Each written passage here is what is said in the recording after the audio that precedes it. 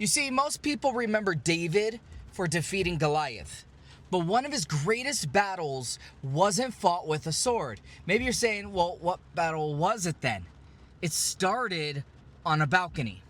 In 2 Samuel chapter 11, it tells us that it was the time when kings go off to war. But David did something different. He stayed home. That small decision changed everything. Before there was adultery, deception, before there was murder, there was idleness. David wasn't where he was supposed to be. You see, the balcony wasn't the problem, although we could always point and say that was the problem. It wasn't the problem.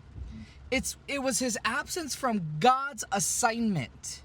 You see, many of our greatest temptations don't begin because we're looking for sin.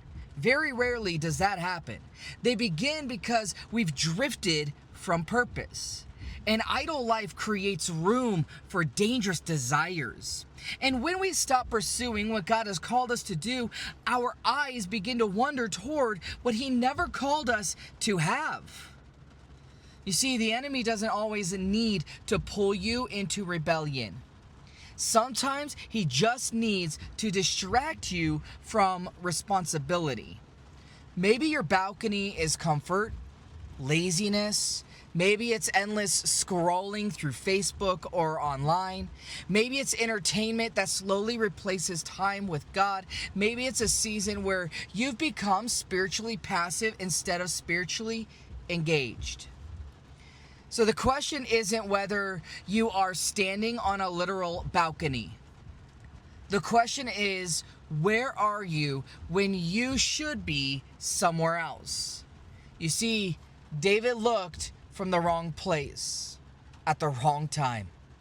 And it cost him more than he imagined. One moment, think about that. One moment of unchecked desire affected his family, his leadership, and an entire nation. Sin rarely stays where it starts, you guys. But here is our hope.